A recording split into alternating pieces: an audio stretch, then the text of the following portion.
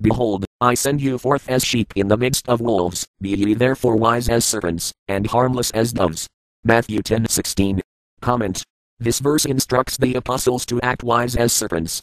Since Christians hold that the serpent in the Bible represents Satan, one might wonder about this.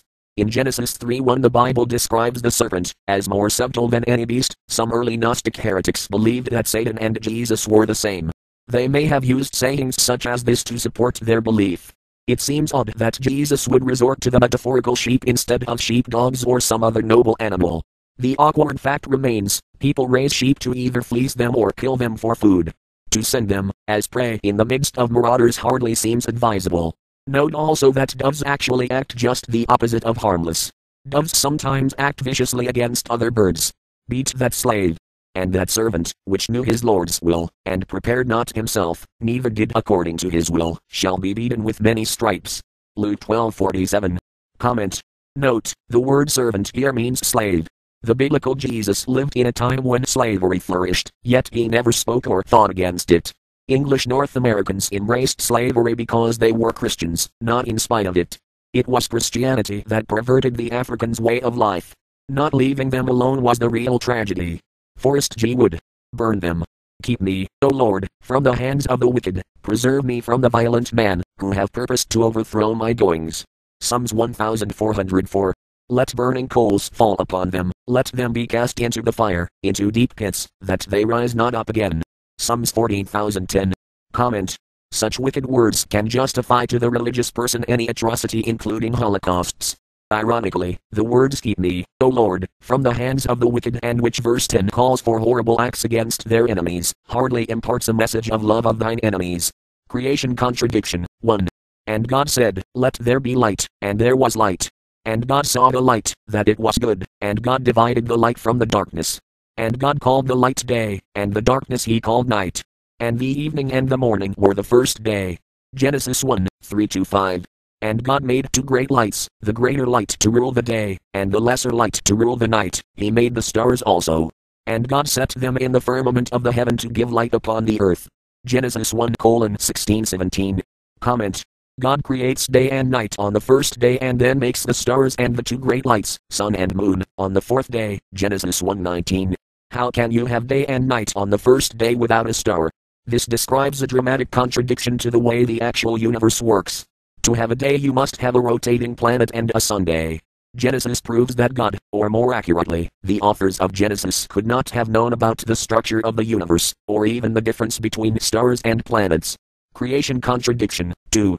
And God made the beast of the earth after his kind, and cattle after their kind, and everything that creepeth upon the earth after his kind, and God saw, that is was good.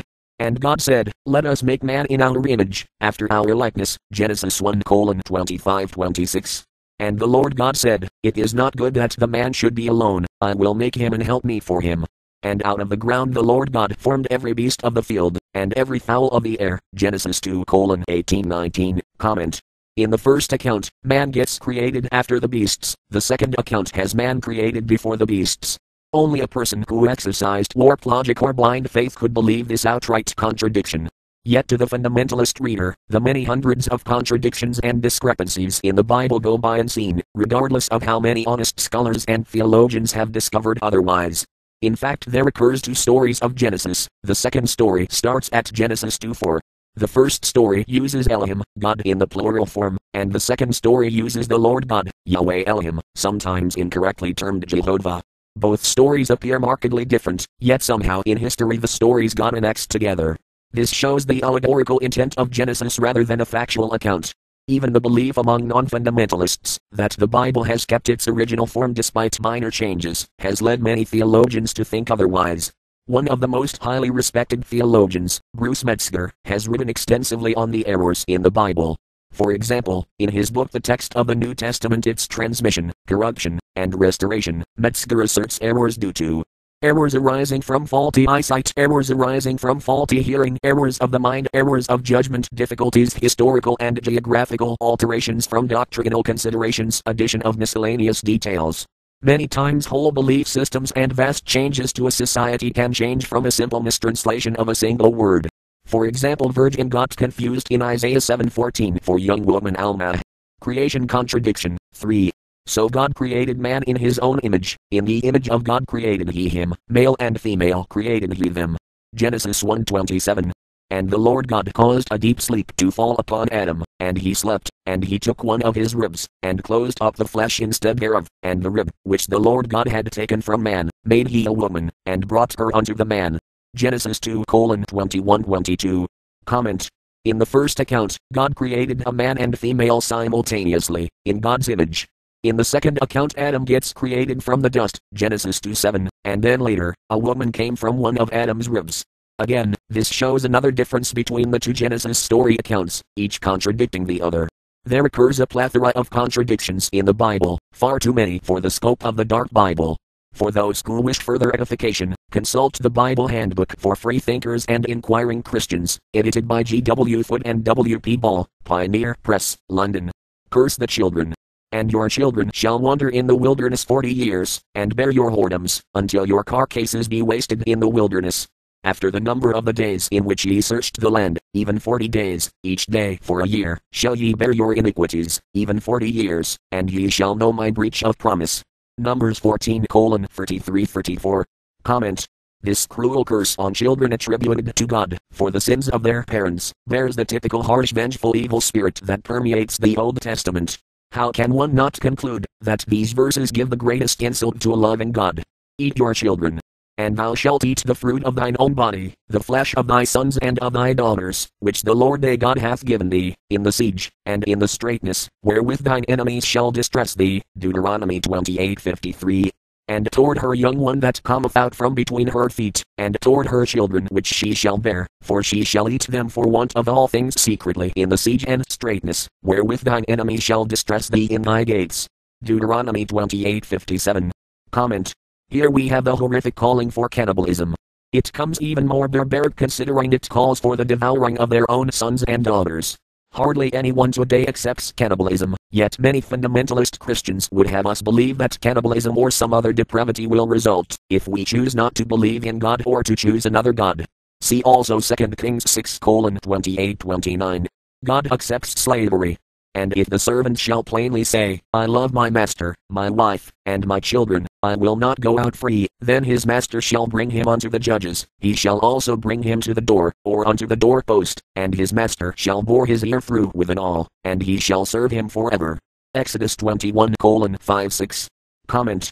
The Bible bears witness to the fact that God accepts not only slavery but violence against such slaves, in this case all driven through the ear, for the innocent statement of love for their master, wife and children.